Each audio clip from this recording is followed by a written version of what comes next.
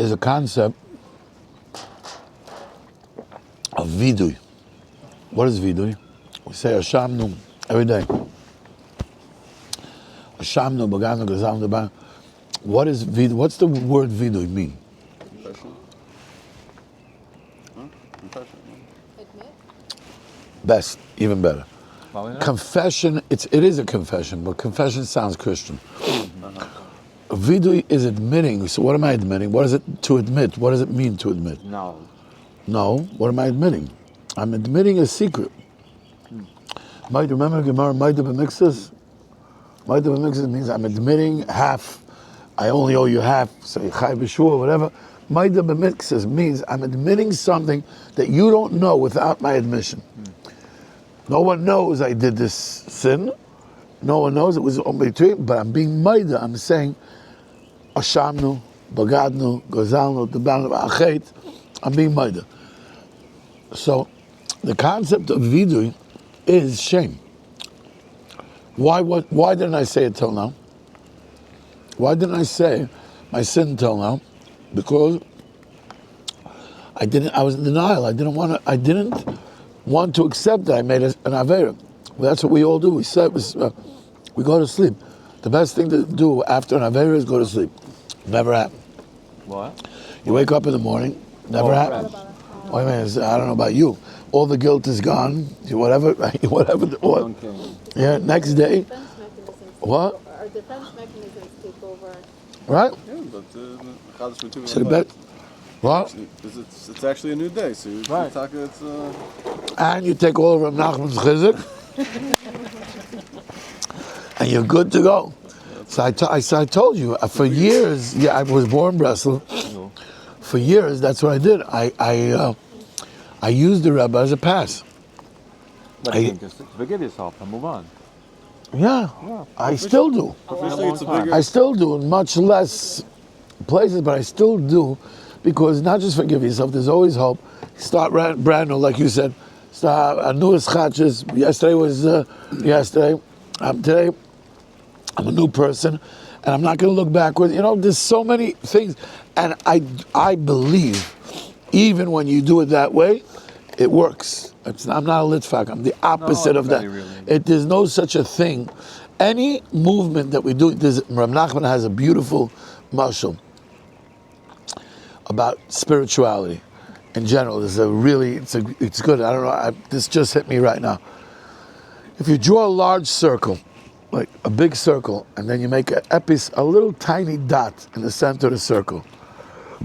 Excuse me. And you draw a line straight, cutting the circle in half. Everybody with me so far? From the center of the circle, you draw a line going straight up. You take a ruler and you move over a millimeter, and you draw a line, same line that you draw center. As it gets higher to the round, it separates more, right? When it's at the dot, you can't even see the difference between the beginning of this line and the beginning of this line. It seems like they're starting in the exact same point, but it had a millimeter of a turn, of a curve, and by the time it reaches the outside of the circle, it's so distant. We are at the epicenter of the Olam Agashmi, which is connected through Olamas and Olamas and Olamas, Olamas, all the way up to the Kisei HaKavod. I think the Arizal says there's 1,800 Olamas, worlds. We're in one world. You know what our world is? Everything we know about this world, Mars, Jupiter, everything, the Milky Way, everything is considered Olam HaTov, our world. There's 1,800 worlds till the Kisei HaKavod, okay? So we are at the epicenter of the dot of the epicenter. Every mitzvah that we do, over here it looks like nothing. It's not even a hairline. What did I do? I moved nothing. But when it comes up to the Kisei HaKavod, it's miles and miles and miles away from where I was before. So it's a murder. It's, by the way, I don't know, it's one of the things they gave me. It's not just chizik, it's a perception. It's a different view of what a mitzvah is, what the value. We do not in ourselves believe in the value of what we do. One chesed, one maidani, every little tiny thing that we do for Hashem is a carbon, is a sacrifice, especially in today's generation where the world is so distant from from spirituality, that the spirituality itself is so diluted that compared to generations before, these generations didn't bring Mashiach. We're going to bring Mashiach. How is it possible? We're only getting the Dars are getting schwacher. They're not getting stronger. Spirituality is getting weaker. It's growing in a certain way in Kamus, but in Eichus, in depth, it's definitely thinning out. So how is it possible that Tzaddikei Olam of previous generations that were much more connected weren't able to bring Mashiach? And at the end, we only sing AI now. And what is the next? The next generation is marrying robots. I don't know if you see it, but there's going to be, why wouldn't you marry a robot? Think about it. If the robot looks and feels like a human, and you could control the robot to do whatever you want and think the way you want it to think, and it'll never answer back to you, never give you any opposition, why not? Why not? You understand? It's going to happen vaday, not maybe. It's a question of a few years. But it's the biggest kilkul olam, it's the biggest kfirah that there is in the world. Like I said, what everybody says, you don't. They said, Rebbe Nachman said that the time of Mashiach comes is going to be the biggest kfirah and apikarsis in the world. When you really look at the world today, you don't have people that are denying God, as there are, but it's not like 90% of the world is denying God. On the contrary, if you ask Google, I'm sure the percentage of people that believe in God is the majority of the world population probably believes in God. So where's the kfirah? The answer is that the kfirah is in the ideology. If man could be woman, if Adam could be Chava, and Chava could be Adam, that there is no bigger kfirah in the world. And Baruch Hashem, with Trump in power, it changed. But the ideology, the liberal ideology, is an ideology that is oiker every ideology. So it's being oiker any kind of emunah thing in the world. So what does it mean I believe in God? I believe that there was a creator, great. But I'm saying that what the creator created is not true. Because the creator said there's Adam and there's Chava, there's man and there's woman. And I'm saying no, lav dafka, man could be woman, woman could be man. Rebbe said that on the way I said a story, that whoever heard the story had to hear a teshuvah. So we asked, where do you see in the whole story a Hirhur teshuvah? That it was the king. The king had the Hirhur teshuvah, you see right away, as soon as in the morning, she didn't find she was vanished. That he was in tremendous pain. And he went here, and it says that the Amad Ashreinu l'malchus. So, what's the difference between a Hirhur teshuvah and teshuvah? It's just a thought. Okay, right? So it's really nothing. It's only a thought of teshuvah. How many times do we think to do teshuvah, and that thought, it was a thought, and bye-bye, we go back to our regular habits. And so what is, right, very good. So what is a Hirhur teshuvah? We said before that the chashivas of a mitzvah is so big that we don't see it because I brought, Rebbe Nachman brings that if there's a huge circle and you have a little dot in the center of the circle and you make a line, cutting the circle in half, that's coming from the center of the circle, and then you take a tiny hairline and you move the ruler, a hairline, and you start drawing the line. By the time you come out to the outer circle, there's a big separation between the two lines, even though at the center you can't even see the difference from where the lines start. Rebbe Nachman says between here and the olam of Kisei HaKavod is 1800 olamas. we're at the epicenter, we're here at the little dot, we do one mitzvah, which to us, you can't even see the difference of me because I didn't make any difference. It's like the dot that I moved over a little bit, but by the time that dot gets all the way up to the Olam HaEmes, to the Kisei HaKavod, it's miles and miles and miles away, and you think you did nothing, and over there it has an effect that's miles and miles. A mardiga chizik that the Rebbe brings. Exactly.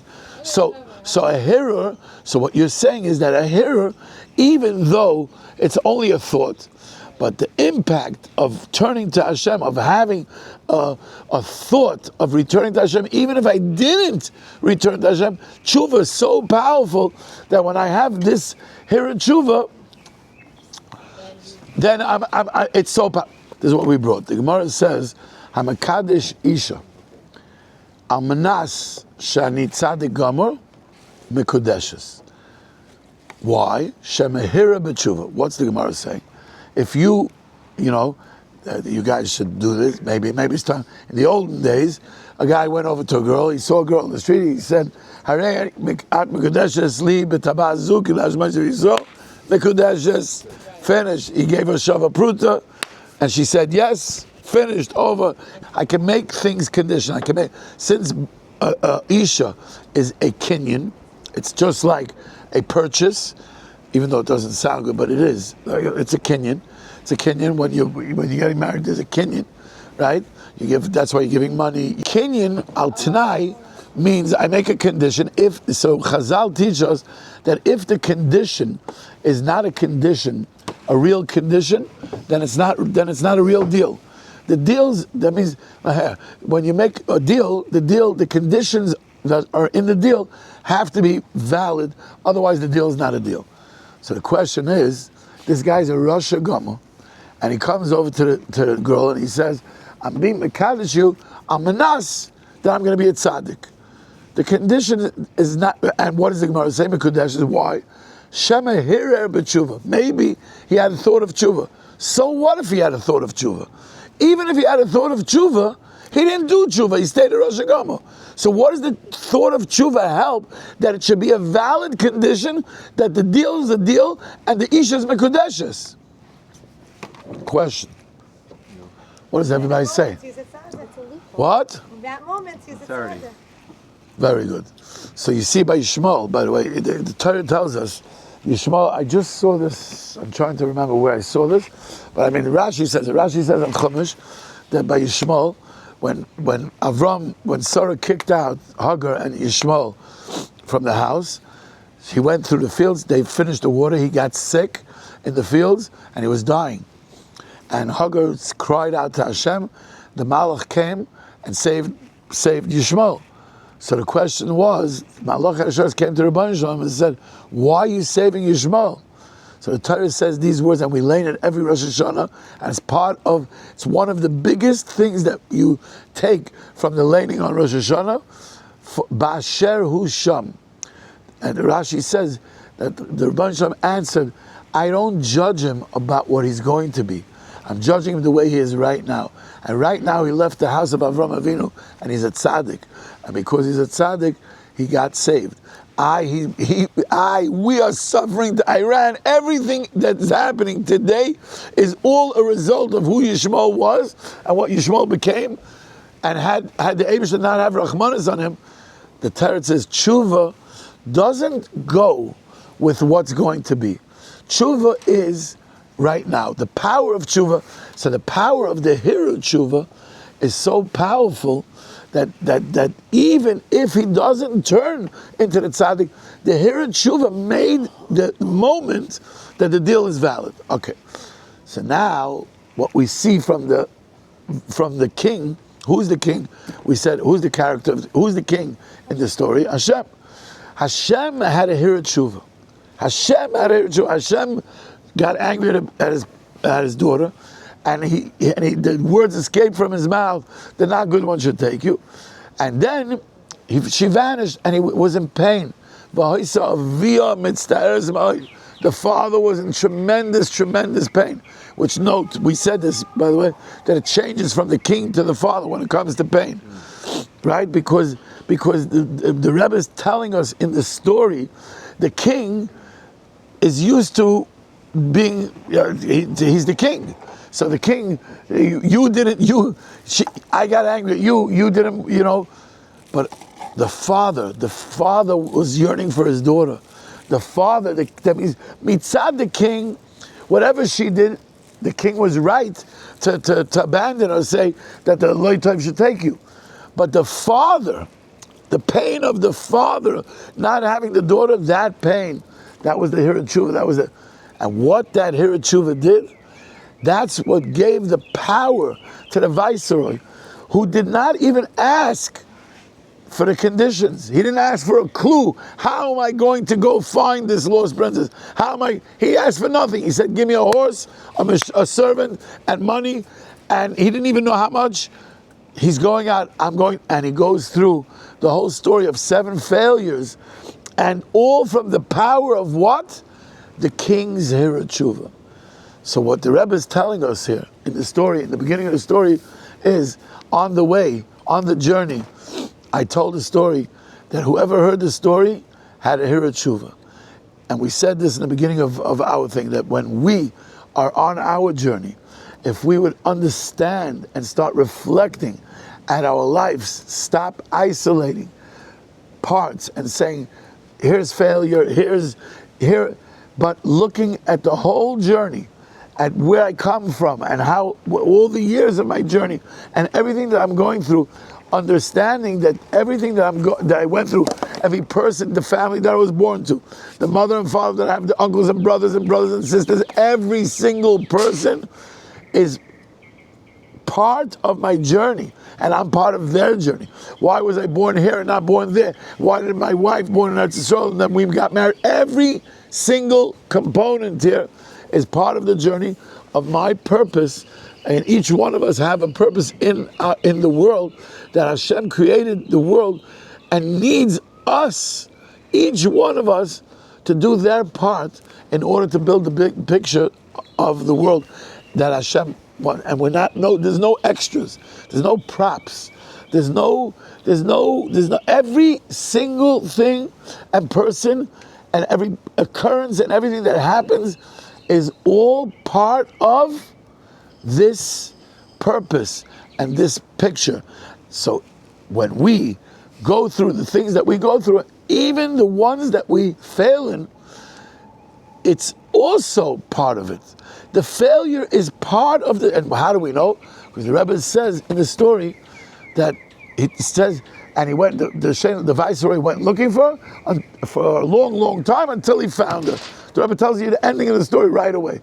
And then he goes into 5 pages of the search, and he never says how he found her. He just says he found her. At the end, he never says how he found her. All he goes through is the search, to tell you that in the search, how many times did the viceroy fail? 7 times in the search that he fails. The failure is part of searching. This is something that I got this week. So I didn't express it yet. I'm trying to. It's downloading. We look at failure. I'm sharing for myself. You look at whatever failure you meet. You look at that as a isolated thing, and even if you're machazik yourself afterwards, and you say, "Okay, I'm going to start again."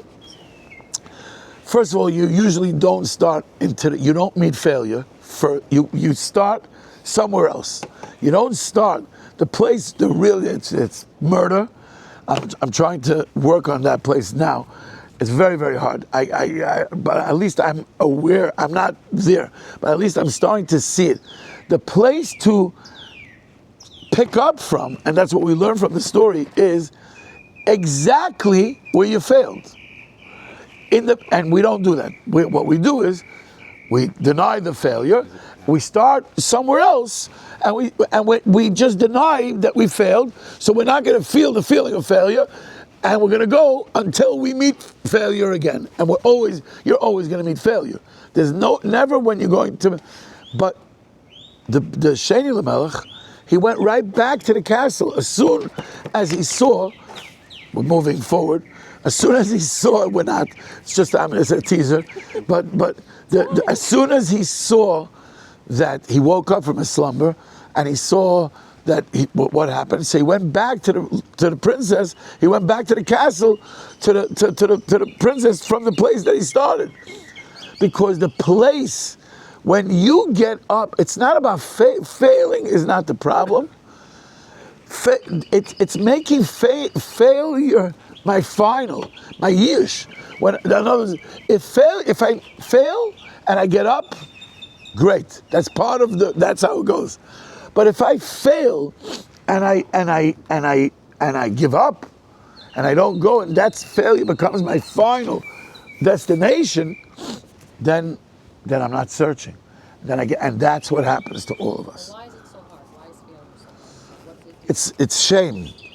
It's shame. It's shame. Again, my disclaimer. I'm talking for my own. It's my shame. What do you mean? I'm failure, but this guy didn't fail where I saw in my place of failure. We're all in the same class. We're all the same friends. We're all in the same group. We're all in the same. It doesn't make a difference. But I fell. We were makabel on ourselves 40 days to do it, and I didn't. I'm embarrassed. I'm ashamed. I find that failure, the biggest. What's so hard to me in failure? I find that shame is the play. That's me. To me, it's the shame. What the root of shame is ego. Yeah, the root of shame is ego. In other words, my ego place to start is in my failure. I also think that. Yeah, I'll give you an example. Well, I teach go ahead. kids, so I think about everything as with little kids. Right, inner child. Yeah. So I had students first year, second year, school perfectionists. If they don't get perfect, they freak out. They really freak out. They have tantrums. They can't handle it. And at one point I said to them that we're not perfect, and everyone knows that. So kind of as a joke, I said to them that if you think you're perfect, leave. You don't need to be here. Part of life is failing. Many times it's failing, and many times it's just sort of drilling that into yourself. It helps you be okay, I made a mistake. That doesn't mean I'm bad or I'm wrong or I'm a mistake. It just means I made a mistake and I'll do it differently next time. As long as you learn from it. yeah, agreed. But we're programmed to run away from it. That's what we're programmed. We're programmed to run away from it. So the Rebbe is teaching us here in this story to meet failure and not fall into Yiush. In other words, pick yourself up, go right into the place, into the infection, right into the place that you failed, that it hurts the most, and from there, start again. And from that place, if you start again, so the point that I was trying to bring out, the main point is that when you do that this way, when you follow the viceroy's path, then even your failure is part of the search. And that's a huge chiddush. It's a huge chiddush. They say over that every shidduch you went out with is part of getting the right one. In other words, and he gave shatchanas to every single shidduch that happened that didn't materialize, because that was what was part of bringing the shidduch that didn't materialize. No, we want to taste success. That what you're saying is success. Yish doesn't mean jumping off the cliff. We fall into Yish every single day, multiple times a day. You start something in the morning, and by noontime you gave up already. In business, in relationships, everywhere. In Torah, how many times did I start Shas? How many Mesechtas? I'm saying it's everywhere. And then, okay, you start a different, okay, so now we're not going to do it this way, I'm going to do it this way. So here's the word. It doesn't mean that you shouldn't try a different way. But if the different way that I'm trying came from a fundamental place of Yish, then it's on a shaky, that means whatever I'm trying is based on, because I failed somewhere else, and I'm going to try a different way. And we do this to ourselves all the time. And so we have no healthy foundation So even if the way could be the right way, no one's saying the way is not the right way, but because it came from a foundation based on a failure and despair, then it's automatically going to fail again, which is also part of the story, which we didn't get to. Okay, so now the problem is I can't see, but I could. So we spoke about we didn't have last week, but the last time we spoke about, that he told her that the first time he tells her, I need you to pick a place and be yearning for me to take me out. And anytime you have a chance, all you should do is be yearning for me to take me out and fast on the last day of the year. Make sure that you don't sleep for 24 hours, right? And that's when he sees the apple and then he falls asleep. So we started this. I want to, it's a very important point here. The Rebbe says that you should go pick yourself a place, yearn for me the whole time, and anytime you have a chance, yearn for me. The princess is telling you, yearn for me the whole year, and anytime you have a chance, yearn for me. What is he saying here? What is he saying? Why is he repeating himself?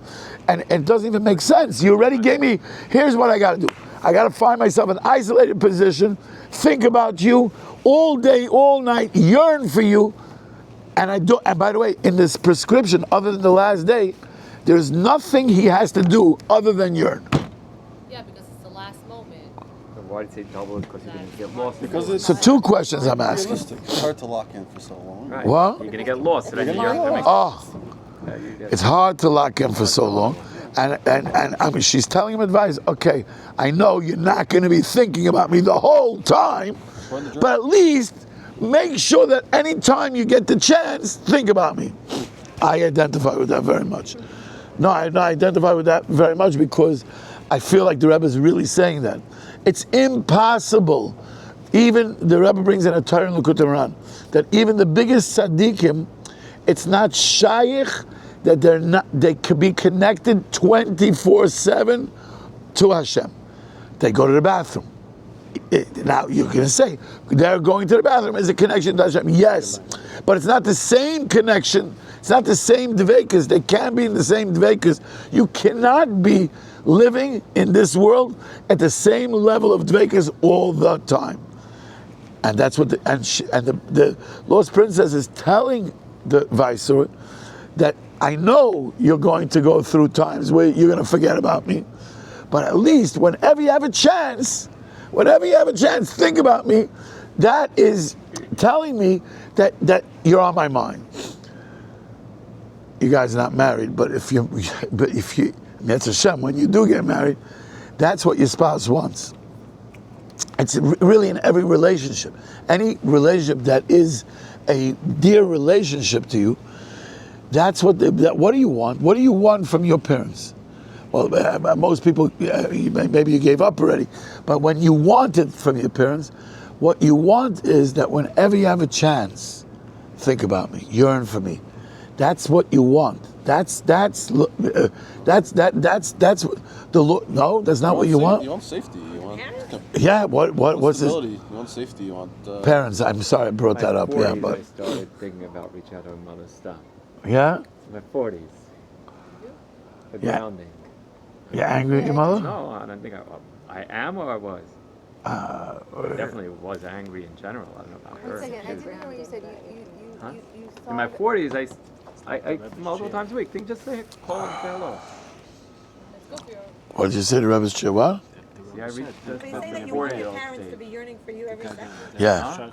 You want your parents to not. Yeah, he said for a year straight he thought about me every day when he made it this year. No, I mean, He just reminded me of a story. The Rebbe, the one Rosh Hashanah, the Rebbe had a Talmud that he lived in. I forgot the name of the city. Teplik. You see, he very good. It was in Teplik, and he carved. He was a carpenter, and he made his chair for the Rebbe. He brought the Rebbe a beautiful chair for Rosh Hashanah. This chair, by the way, still exists in Breslov Shul in Me'esharim. If anybody, and it's kedai to go. it's a site. Everybody, it's a visited thing. The Lel of Rebbe, by the way, I don't know if you know, the Friediger, not the Reb Shimon, the Zayda. He was a huge tzaddik, and he was a big EBGB guy, really big EBGB guy. He every Teshuvah would go to Breslov Shul for kinnis, sit in front of the Rebbe's chair, and have a conversation with everybody. Everybody saw it. Everybody knew, and had a conversation with the Rebbe. Every single year Teshuvah known for years. Reb David Uleleva, he would come for years. Anyway, so this chair, the Rebbe, they brought this chair to the Rebbe. So the Rebbe thanked him for the chair. How does the Sikha go? So remind me exactly. So I don't remember exactly, but I never say over a Sikha authentically.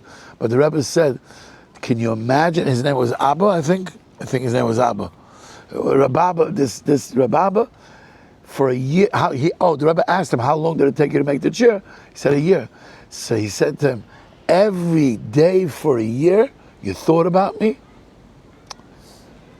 He didn't compliment him on the work of the chair. He complimented him that you, every day, for a year straight, you were working on this chair to bring it to me for Rosh Hashanah, which means you thought about me every day.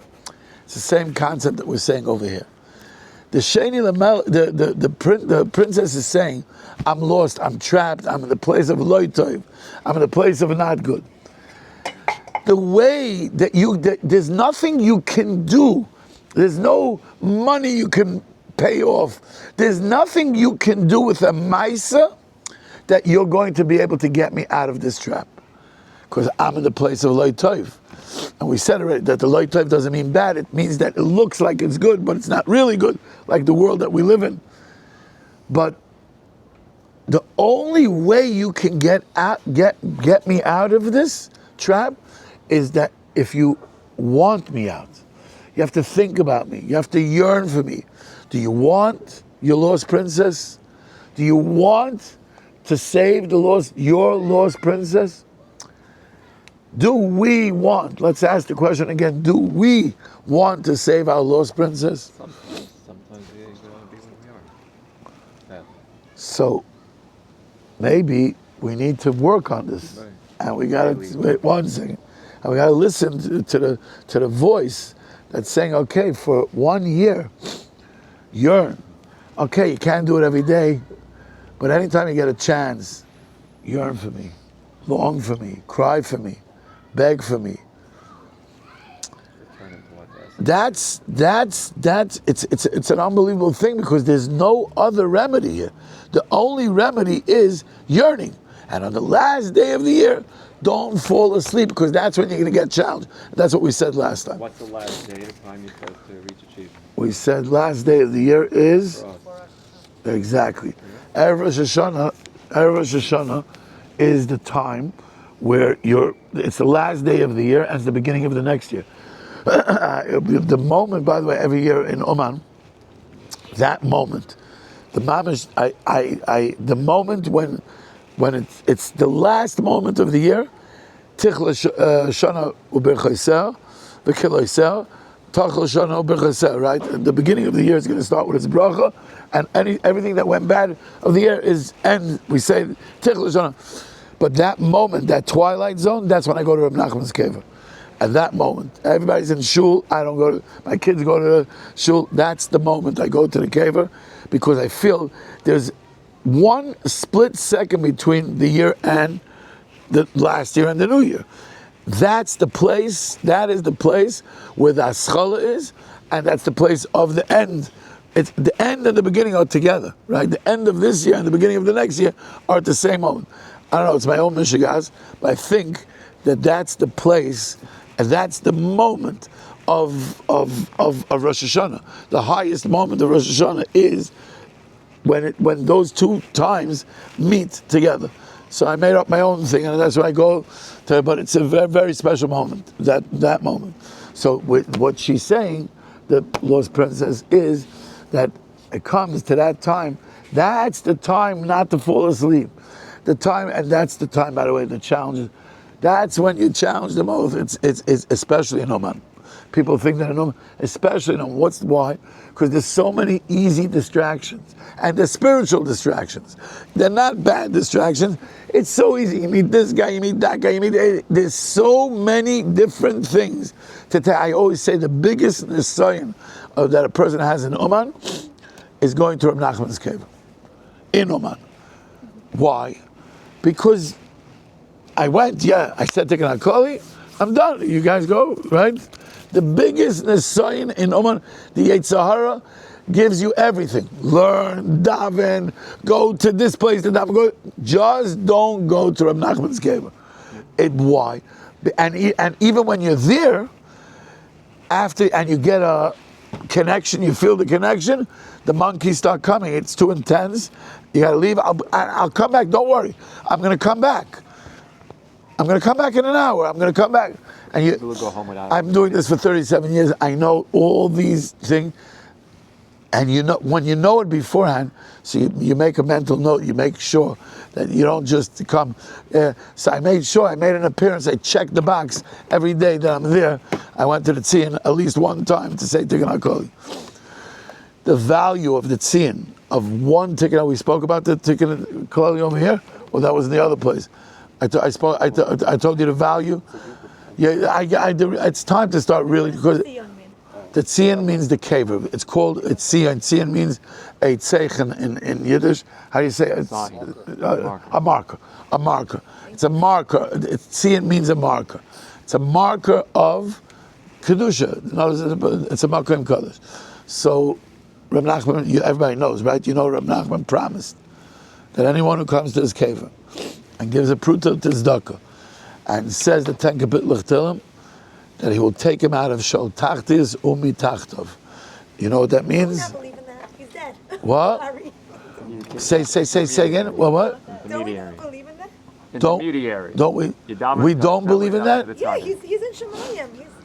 He said it. Hashem does things. What's Yeah, that? So you're asking a question.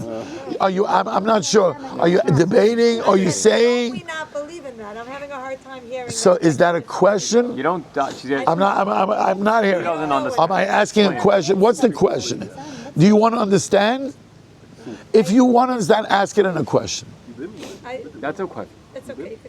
No. If you want to understand, I can explain it. No, I think. I can explain it. I can explain it. But if you want to understand, then you have to ask it. In other words, if you're making a statement, you're making a statement. Okay. Ask it as a question.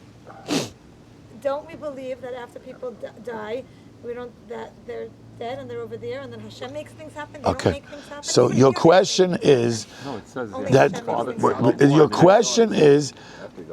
question, I think, your question is that if he was alive and he gave a promise, then we have him on a tzaddikim. Wait, even that I think. Oh, over there not? Only Hashem does Well, one second. So we have. Like when I went to Rabbi Kolodetsky, because people pushed me, she said, I can't, you light candles 10 minutes early. You daven to Hashem. Hashem will do it for you, but I'll daven for you also.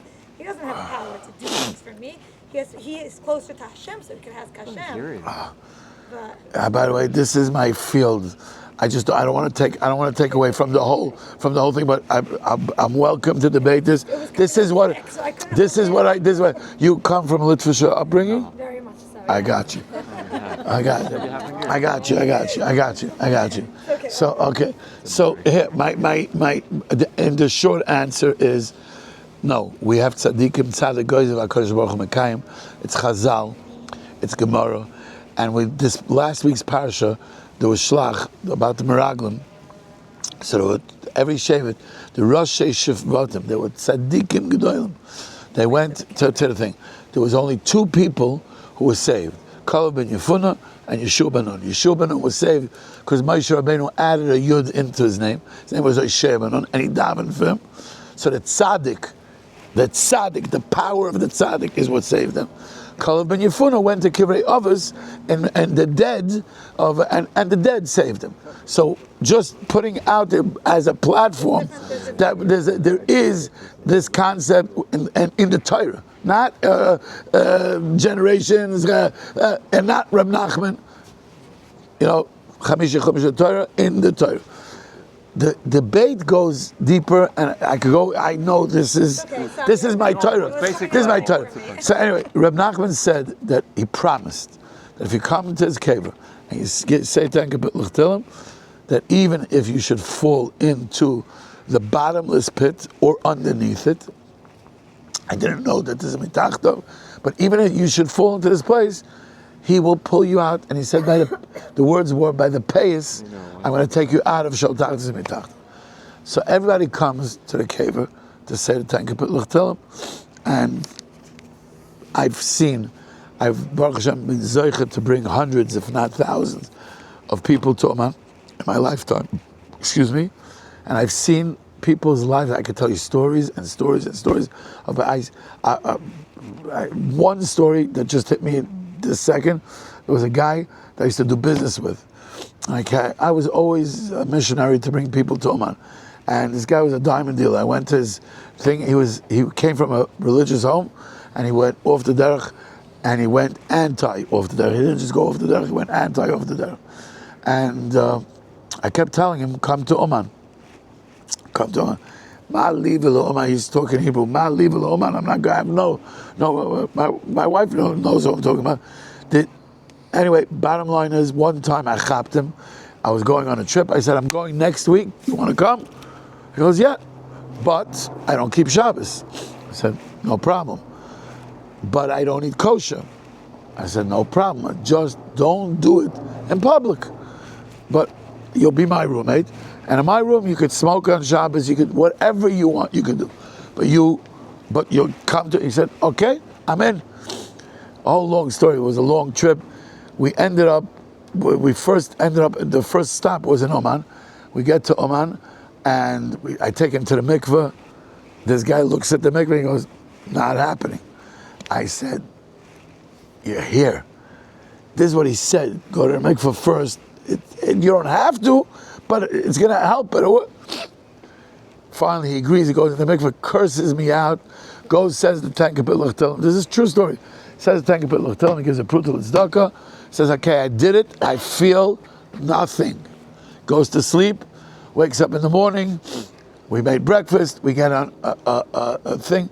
A friend of mine, Mata Frank, I don't know if you know, he was there also, and he saw Mata Frank. This guy saw this Yerushalmi guy. He said, get me out of here. I don't know what I'm doing here. I'm going back.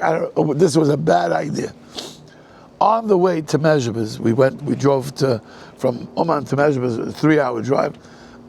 Mata was talking. He was talking about Rebbe Nachman, about the Baal Shem Tov, about stories and chizuk, and this guy the whole time he had his earpods in his ears, and we didn't see. He looked like he was checked out the whole time, and. We get to Baal Shem Tov's kever. As we come to Mezhebes, everybody gets off. We all run to the kever because it was late. It was Mamash Shabbos was an hour, and I went to the room and I went to sleep. and about an hour later, this guy, and I forgot about him. That's me. I forgot about him. Anyway, he comes knocking on the door. There's a true story. I'm telling you my thing. Comes knocking on the door and he wakes me up. Nachman, it's almost Shkia. Where are your tefillin? I want to put on tefillin. And I said, huh? And he goes, don't ask. And he puts on the tefillin, and the entire Shabbos, this guy didn't stop crying. From beginning of Shabbos to end of Shabbos, this guy did not stop crying. I'm talking about, and then I say to him every Shabbos. So I had a different friend that we would say, we went every year. We had this. This was an annual trip. Parsha Zachor. We went to Mezhebes. So we would say the whole Tillim together by the Baal Shem Tov's kever. I would say one pasuk from 3 o'clock in the morning till 8 o'clock. 5 hours. It would take us 5 hours to say the whole Tillim, pasuk by pasuk. I said a pasuk, he said a pasuk. This guy was the third. Wow. He was the third. We even said, but he wanted to be part of. He didn't sleep. He was connected completely to the point that Matzah Shabbos we went to Lezhensk, which was an 8-hour drive, and we had to go through the border. And by the border, there was a lady by the border, and he wouldn't get out of the car to deal with the lady because he was in such a spiritual high that, and he ended up becoming a Baal Teshuvah. I grabbed a lost touch with him. Reminds me that I should call him. But I saw Be'enai Ra'isi, I saw a guy from one extreme to the other extreme.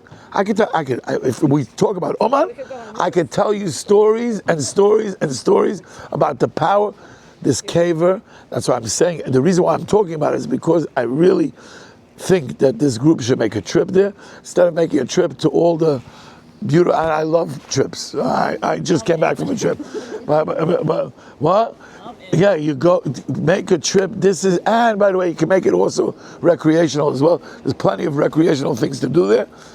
It's vadai. I'm not saying it from my own thing. If you go there and you surrender, guaranteed that you will have a Yeshua. Not maybe, 100%. But you have to surrender. Surrender means surrender. I'm not trying to fit you into my Yiddishkeit. For the moment that I'm here, I know nothing. I'm coming with nothing. I'm giving my heart. Surrender, you cry by that scene. I've seen so many people that didn't have children for 20 years. My mother could tell you stories. My mother could tell you stories of Brynus. What's his name? No, Moshe Brynus. Moshe Brynus. A person who didn't have children. How long? Over 20 years. They went, but this is going back when it was communist Russia. They went to R Nachman's cave. Boom. Chaiman. I'll tell you. I can tell you stories and stories and stories. It's known. You don't have to ask. It's known. It's known. This tzaddik had all tzaddikim. This specific tzaddik took responsibility. He said, I am taking responsibility for any Jew that comes and does these things. I take responsibility. So, yeah, it's very highly recommended to go. But how I got to this is the Tikkun HaKoli. So, there's a story. The story goes like this. There were two Breslov Chassidim. I think I may have said it here. I don't remember, but even if I did, the story is good enough to say again. There were two Breslov Chassidim. One of his name was Reb Shmuel Shapiro. He was the biggest Shomer Einayim in the last 100 years, for sure. There was nobody on his level. He was known. Every Rebbe Yashiv, everybody. He was the most respected person in Yerushalayim as a Shomer Einayim. He was a big tzaddik, and there was an older person, Reb Shmuel Horowitz, who was an old Breslov Chassid. Reb Shmuel Shapiro became a Breslov Chassid in Yerushalayim, came from a Litvish family, came a Breslov Chassid. Oman was closed for 70 years. 70 years you weren't able to get to it was part of Russia. Israeli citizens were not allowed. You couldn't get there. Reb Shmuel Horowitz was older, and he was in Oman before Oman was closed for Rosh Hashanah. And then he moved to Eretz Yisrael before it was closed, and then he would travel every week, every year. He would travel. He would leave his house after Shavuos and hitchhike to Oman from Yerushalayim. And he would travel from Yerushalayim to Oman, and then after Oman he came back Chanukah. That means from Shavuos to Chanukah, all to be Rosh Hashanah in Oman. Reb Shmuel Shapiro and Reb Shmuel Horowitz got drunk on Purim. Reb Shmuel Shapiro says to Reb Shmuel Horowitz, sell me one Tikkun HaKoli. He had thousands of Tikkun HaKolis that he said. He went for many years to Reb Nachman's cave. He had thousands. You know the story. You heard the story. He said, sell me one Tikkun HaKoli and I'll give you half of my Olam Haba. Reb Shmuel Shapiro's Olam Haba was valuable. He says, I'll give you half my Olam Haba for one Tikkun HaKoli. Shmuel Horowitz said, no deal. He says, okay, I'll give you my whole Olam Haba. Give me one Tikkun HaKoli. He said, no deal. He said, okay, I'll give you my whole Olam Haba. Give me the Tikkun HaKoli that you said without Kavanah. Give me the Tikkun HaKoli that you said that you had a Hirhur while you said Tikkun HaKoli. The shvach's the Tikkun HaKoli, the one that you don't He says, for your whole oilam haba, for my worst thing in Aklali, okay, deal. They made a deal, they signed a contract. The next day, they get sober.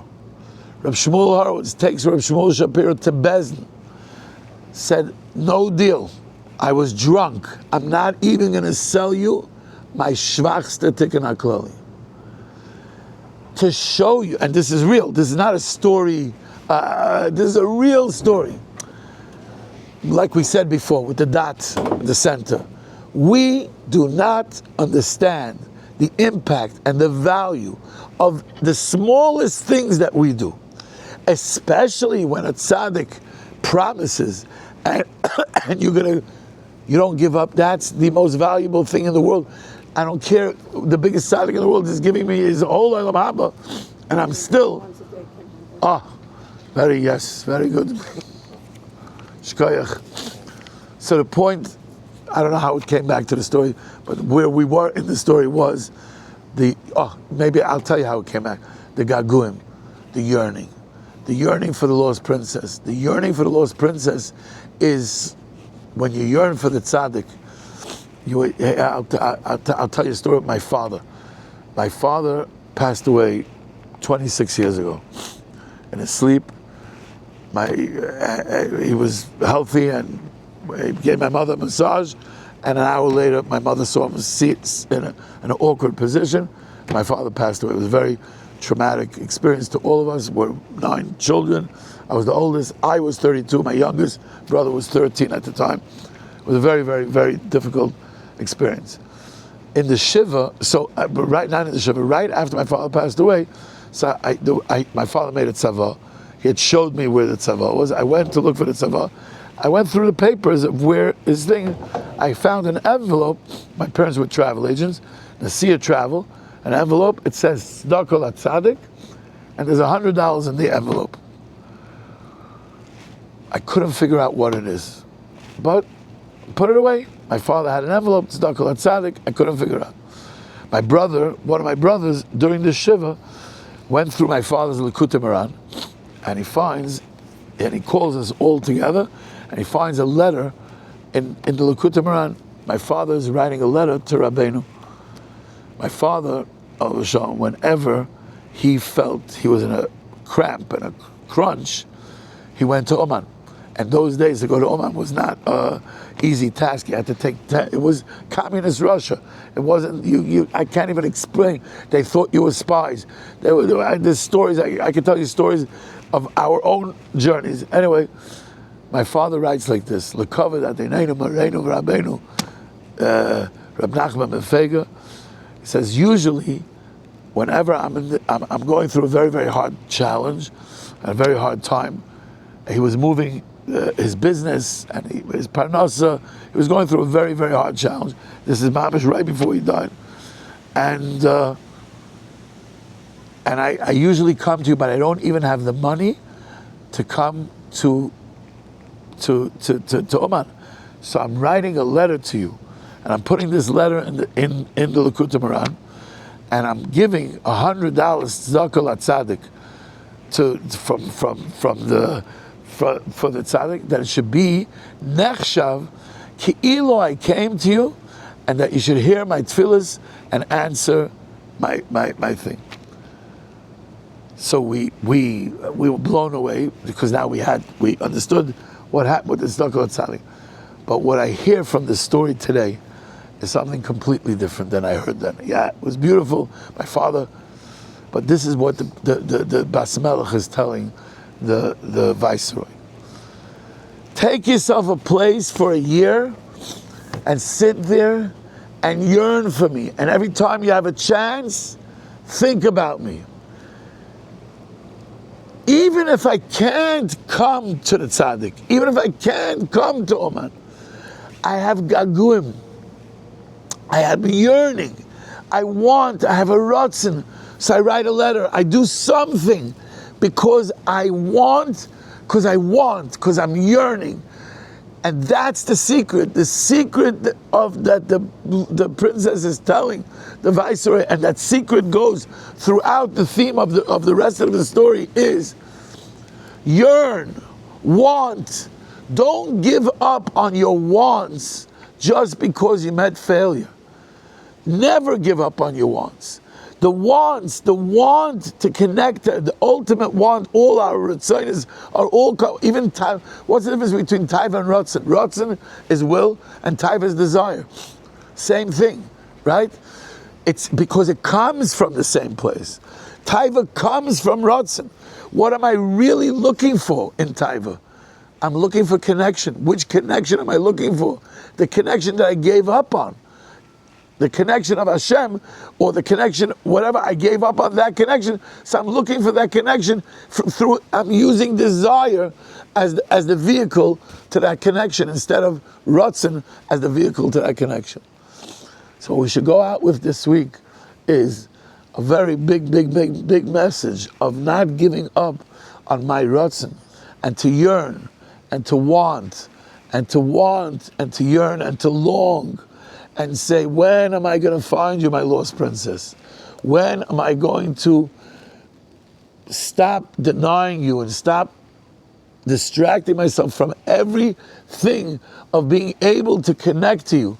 When, or the voice of Pesi at Masai Tahavu Pesi, Pasuk and Mishlei, that Shlomo Melech says, Torah screams out to us. There's a voice at all times that's is screaming to us, Pesi, fool, ad Masai Tahavu Pesi. How long are you going to love being foolish? We all hear that voice, but we squash it. What do I mean? We don't want to feel like a fool. We don't want to be a fool. But the truth is, we're fools. We're all fools. We're all fools.